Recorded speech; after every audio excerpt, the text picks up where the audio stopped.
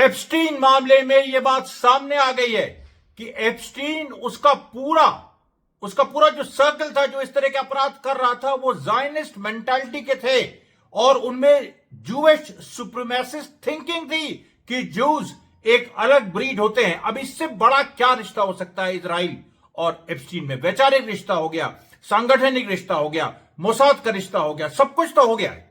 दूसरी बड़ी खबर वेस्ट बैंक को लेकर। वेस्ट बैंक में अभी तक जेनिन और एक ट्यूबस में अभी तक कल रात से लगातार फायरिंग हो रही है। पैलेस्टीनियन रेजिस्टेंस ने आईडीएफ की बड़ी बड़ी फोर्सेस को उलझा के रखा हुआ है और गुरिल्ला स्टाइल हमले हो रहे हैं। उसके बाद गाजा में राफा में एक आईडीएफ की जीप एक्सप्लोड कर गई। अब वो ऑर्डिनेंस, वो जो खुद इजराइल ने बम गिराए थे उससे वो एक्सप्लोड की, क्योंकि आप जानते हैं वहां पर वो येलो लाइन तक है वो, और उसमें वहां पर बहुत सारे ऑर्डिनेंसेस अनएक्सप्लोडेड है, उसमें हुई या जो पैलेस्टीनियन रेजिस्टेंस के 200 फाइटर्स हैं उनकी वजह से हुई। 3 खबरें हो गई। चौथी खबर ईरान को लेके है। ईरान आज यूएनओ में जबरदस्त झड़प हुई अमेरिका के साथ, और उसमें उसके बारे में बताएंगे क्या आदान प्रदान हुआ और कैसे ये एक कन्फ्रंटेशन की तरफ चीजें बढ़ रही हैं। रशिया को लेके बड़ी खबर है, खासतौर पे जो SU-57 नया जो जहाज रशिया ने, हवाई जहाज जो रशिया ने अनवेल किया है। उसके बाद चाइना को लेके खबरें हैं और विश्व स्तर पे क्या क्या हुआ उसके बारे में हम आपको बताएंगे। सबसे पहले लेकिन आप ये वीडियो देखिए। I wasn't allowed to go get food. And when I called Ghislaine and asked why I couldn't eat there, she said, it's a Jewish country club. You're not Jewish. They're not going to serve you. This is how this woman spoke to me. Yeah, this is how these people think, Whitney. They, honest to God, think their DNA is better than everybody else's. I swear to you. अब इसमें देखिए, ये एक मिया farmer नाम की Epstein के मामले में पीड़िता है और ये साफ कह रही हैं कि हम लोगों को, जो पीड़िता थे, उनको यह बताया गया कि वो लोग, उनके साथ जो हो रहा है वो इसलिए हो रहा है क्योंकि वो लोग जूज नहीं है।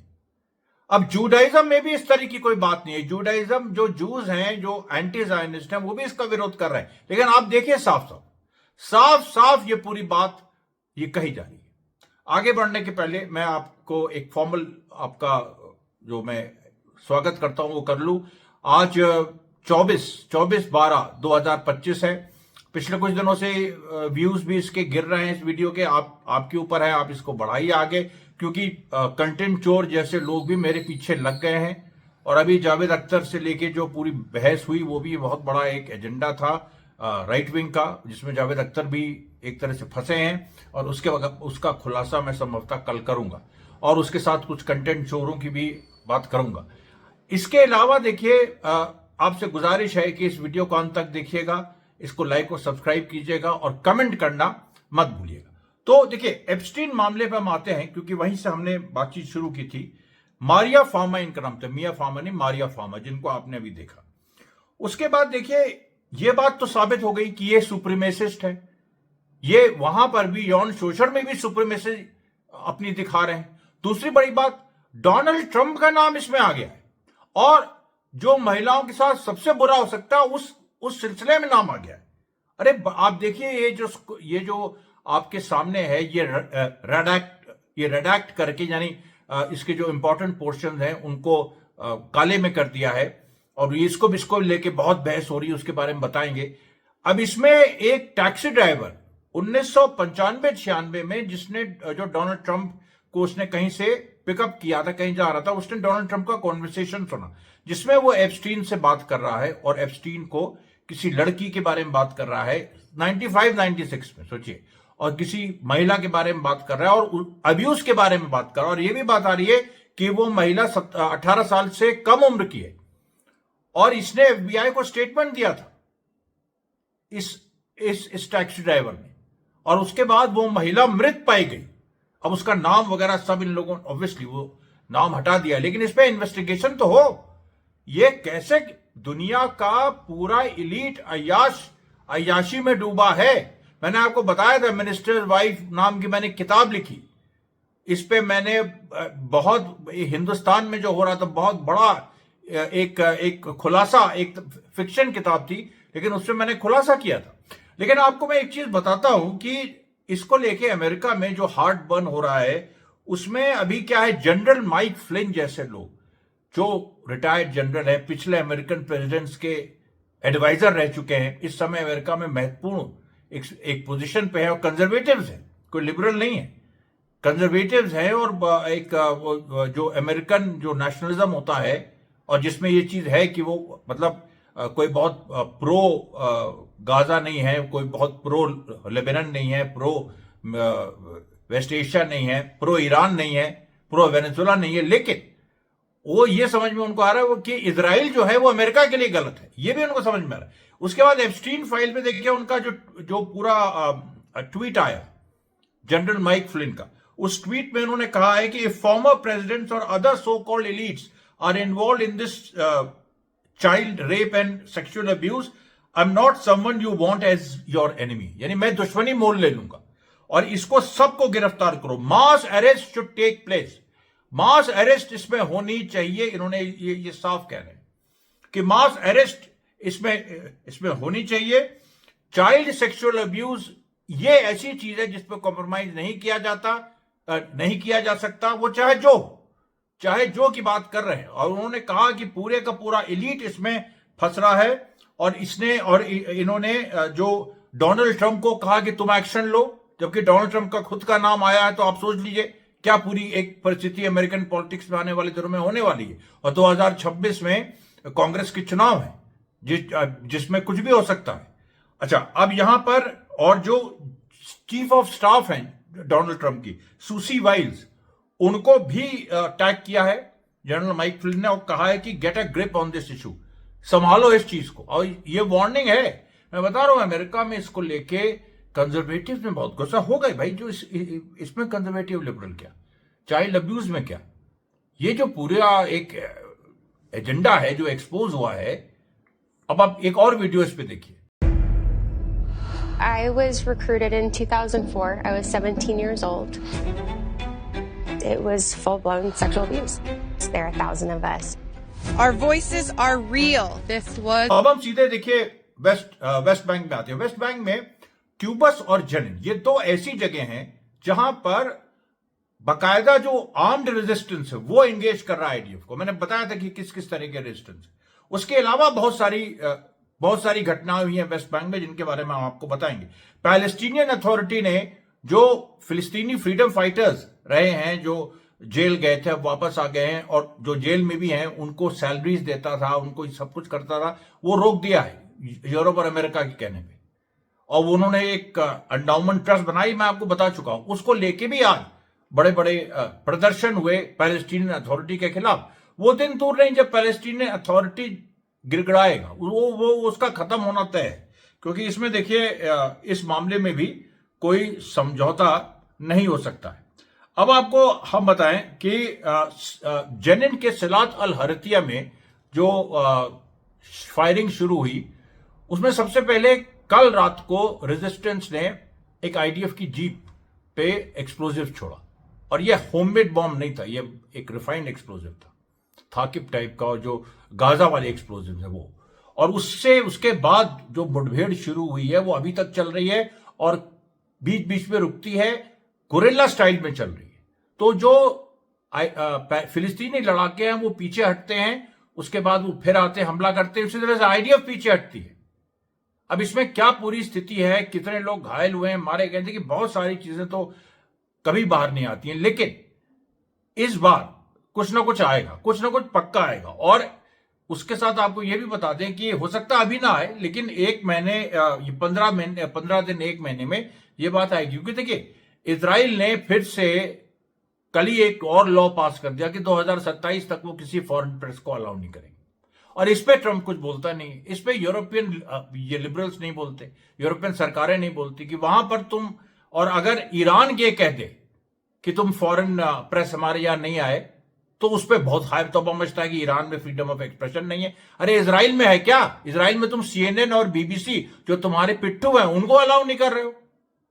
ये देखिए पूरी सच्चाई है। और यहां पर जो हुआ है देखिए जेनिन में, जिस तरह से ये भी एक हिला दिया आईडीएफ का। आईडीएफ वहां ऑलरेडी वेस्ट बैंक में ओवर स्ट्रेच्ड है, रोज उसको कुछ ना कुछ करना पड़ रहा है और उसकी संख्या कम पड़ जाती है, फिर और लोग भेजने पड़ते हैं। लगातार ये क्राइसिस बनी हुई है। लोग बात तो करते हैं वेस्ट बैंक में जुल्म हो रहा है, इजराइल जुल्म कर रहा है, ठीक है, लेकिन इजराइल जुल्म करते हुए कमजोर कैसे हो रहा है ये भी तो बताओ।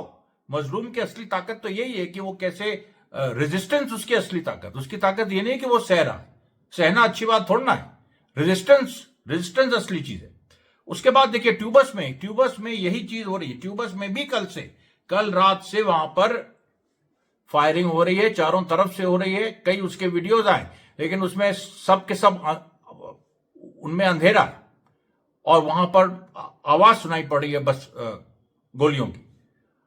और वहां पर ट्यूबस में आपको मैं बता चुका हूं कि अल फरा कैंप से लेके और कई पूरे जो इलाके हैं, तमूम टाउन है ट्यूबस में, वहां पर एक रेजिस्टेंस का एक तरह से बड़ा नेटवर्क है और रेजिस्टेंस ने बहुत दिन चुप रहा और फिलिस्तीनी युवा आईडीएफ से बढ़ते रहे और फिर रेजिस्टेंस देखिए अपने ऑर्गेनाइज्ड वे में सामने आ गया। और यही मैं आपको बता रहा था पहले। अब यहां देखिए जो एक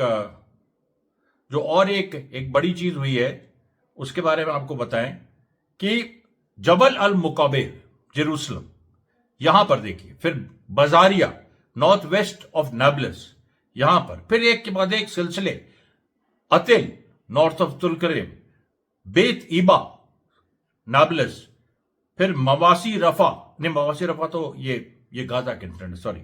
उसके बाद बेत ईबा वेस्ट, उसके बाद अस्कर कैंप नाब्लस, फिर उसके बाद देखिए तो बेथलेहम।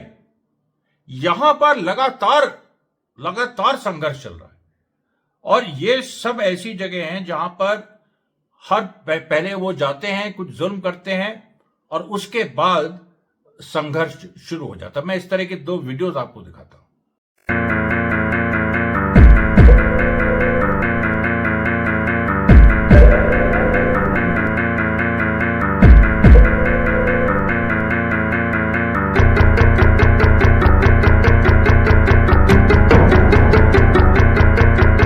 तो फिर मैं कह रहा हूं कि पहले मैंने जो ट्यूबस और जेरन के बारे में बताया था वो आर्म्ड रेजिस्टेंस था और ये जो मैं बता रहा हूं ये मास रेजिस्टेंस है, सीधे सीधे जहां पत्थरबाजी हो रही है या और उसके ही वीडियो आ पा रहे हैं क्योंकि बाकी वीडियोस उस तरीके से अभी आ नहीं रहे।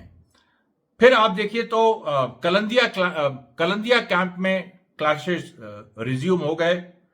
उसके बाद आप देखिए तो कम से कम 13 और जगह जो मैंने बताई हैं, 13 और जगह हिब्रोन और जेरिको में, 13 और जगह वेस्ट बैंक में ये पूरा संघर्ष जारी है। अब आते हैं गाजा पे। गाजा में देखिए राफा में अब एक इजरायली जीप एक एक्सप्लोजिव से उड़ गई। अब वो एक्सप्लोजिव वही बात है कि या तो आईडीएफ का ही है, जो आईडीएफ के बहुत सारे अनएक्सप्लोडेड ऑर्डिनेंस वहां पर पड़ा हुआ है, और या फिर जो 200 फाइटर्स हैं वहां पर, उनमें से 200 में अभी तक 199 नहीं हुआ। ये एक बड़ी चीज है और इसको लेके ऑब्वियसली लोगों में एक जिज्ञासा भी है। हालांकि इजराइल कोशिश कर रहा है कि लोग भूल जाएं उस मुद्दे को कि 200 फाइटर्स हैं, वो कैसे वहां सरवाइव कर रहे हैं, कैसे वो संघर्ष कर रहे हैं, क्योंकि रेजिस्टेंस ने कह दिया है कि हम उनके साथ हैं, उनको हम कभी छोड़ेंगे नहीं और उनको सरेंडर करने की भी जरूरत नहीं जब तक इजराइल वहां है। इजराइल पीछे हटे और क्योंकि अभी भी 50% गाजा स्ट्रिप पे इजराइल का कब्जा है, वो उसको येलो लाइन बना के रखे हुए है। और ट्रंप के दूसरे फेज में यही बात है कि इजराइल पीछे हटे और गाजा को खाली करे और बॉर्डर की तरफ जाए। तो ये जो पूरा एक पहलू है। अब इसमें देखिए ट्रंप भी देख रहा है कि ग्राउंड की सिचुएशन क्या है। बड़ा ये ब्रूटल खेल है, बड़ा ही क्या इसको कहेंगे, इसको आजकल वो एक फिल्म धुरंधर आई उसमें जो बड़ा कसाई नुमा खेल है ये, क्योंकि इसमें क्या है कि एक एक चीज जो है, मतलब जो आप लिखते हैं, वादा करते हैं, उसको भी आप देखते हैं ग्राउंड में इंप्लीमेंट हो रहा है कि नहीं। इतना जो ट्रंप झुका कि नेतन्याहू को दबाया उसने ट्रूस के लिए, कम से कम अभी बमबारी नहीं हो रही है, रोज बच्चे औरतें उस तरह से हताहत नहीं हो रहे। तो वो भी इसलिए क्योंकि ग्राउंड पे रेजिस्टेंस की ताकत थी, और ग्राउंड पे रेजिस्टेंस ने दिखा दिया कि ऐसे हम सालों लड़ सकते हैं, और उसका कोई रास्ता नहीं था। ट्रंप की तो प्रेसिडेंसी 4 साल की है, इसमें से 1 साल लगभग पूरा ही हो रहे हैं। तो ये जो पूरा था, ये आप देखें तो कसाई नुमा है, लेकिन कसाई नुमा ये दोनों तरफ से, जो मजबूत है, जो जालिम है, वो ऑब्वियसली ज्यादा ताकतवर है, और उसका जो कसाई नुमा व्यवहार है वो कहीं से भी तर्क संगत नहीं है, जस्टिफाइड नहीं है। लेकिन जो मजलूम है वो भी उतना ही रूथलेस होकर लड़ रहा है, और यही बात है, यही सीखना है, मजलूम को रूथलेस होना है।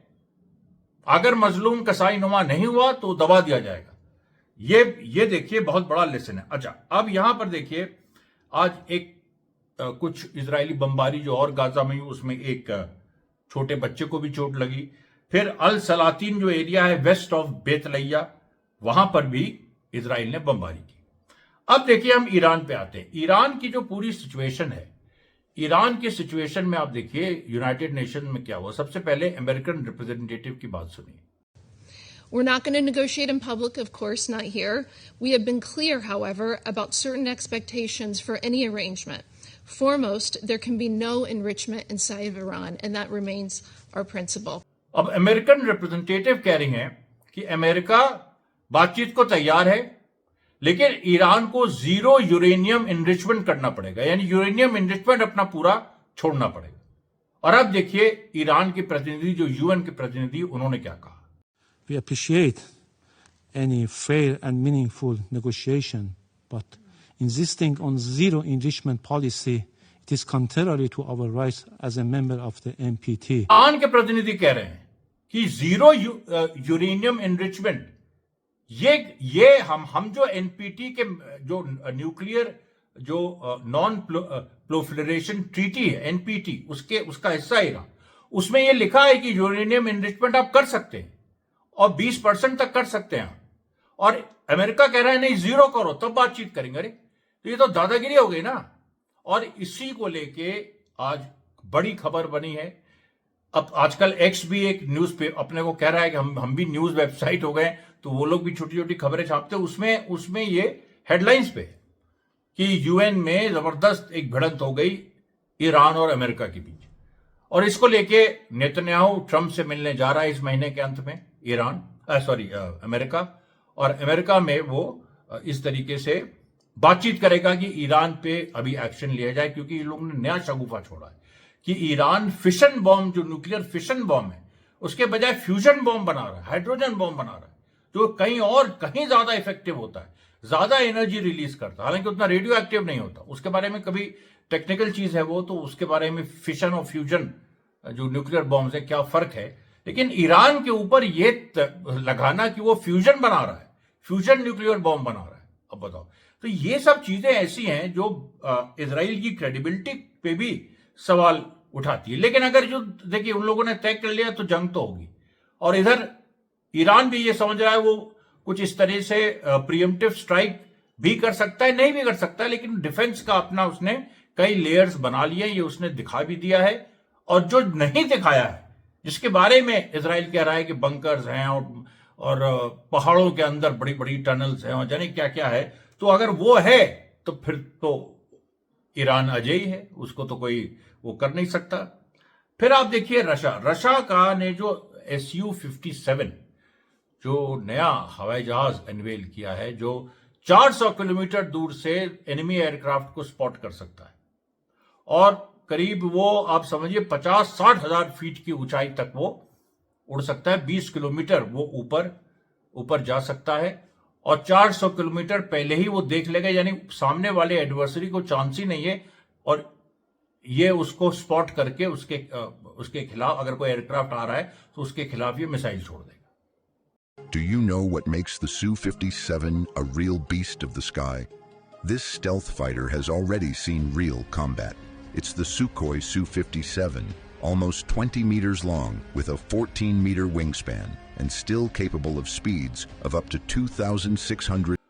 और सबसे बड़ी बात यह है कि Su-57 ये जो टेक्नोलॉजी है, ये ईरान के साथ भी, ऐसा इजराइल का कहना है कि रशिया ने ईरान के साथ भी इसको शेयर करने रशिया जा रहा है। ये बड़ी खबर है क्योंकि ईरान का जो मिसाइल पावर है, लेकिन एयरफोर्स की जो पावर है, नेवी के तो मैंने बताया, नेवी तो मजबूत ईरान ने की है। अभी एयरफोर्स में अभी उतनी जानकारी नहीं है, क्लैरिटी नहीं है कि एयरफोर्स में ईरान के पास क्या क्या है।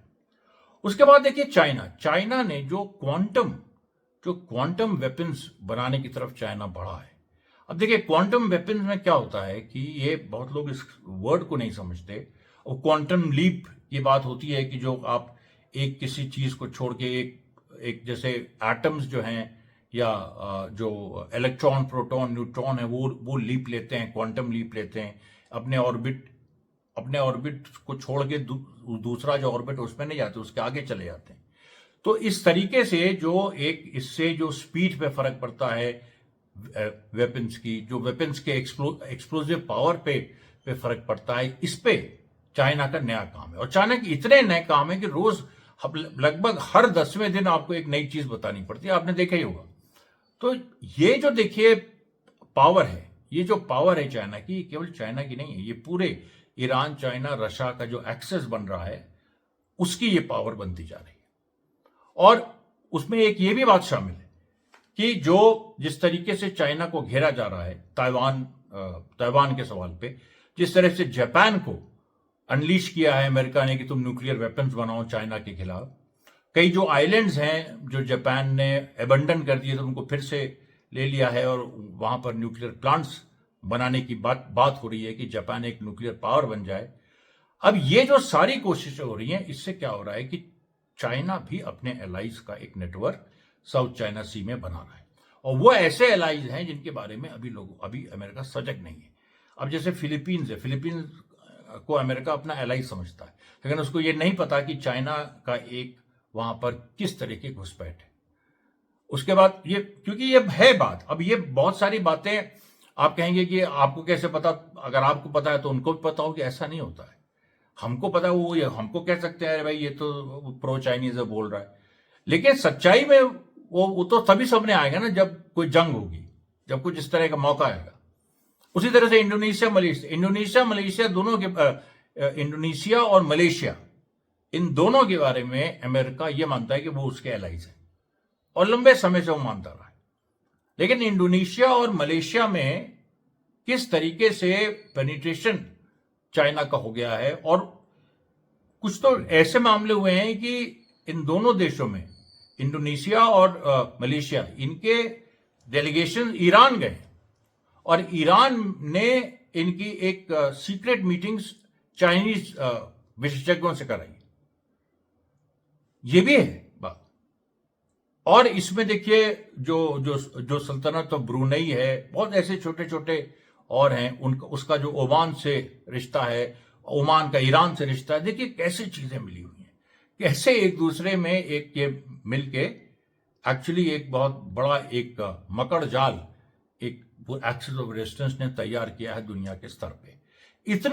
इतनी ताकत मजलूमों की, मैं बार बार ये कहता हूं क्योंकि अल्टीमेटली स्ट्रैटेजिक चीज मैटर करती है कि जो चाइना, ईरान और रशिया का एक अलायंस है और जिसमें भारत है भी नहीं भी है, तो वो अलायंस जो है वो फ्यूचर है। और फ्यूचर में जो मजलूम है, जो आज जिनके साथ नाइंसाफी हो रही है और सबसे ज्यादा वो फिलिस्तीन में दिख रहा है, तो उनके पक्ष में चीजें जाएंगी, नेचुरल वे में जाएंगी। तो इसलिए देखिए ये इस शब्द का मैं इस्तेमाल करता हूं कि जियोपॉलिटिक्स से मैं जो ऑप्रेस्ड और ऑप्रेसर में लड़ाई है उसको जोड़ के देखता हूं।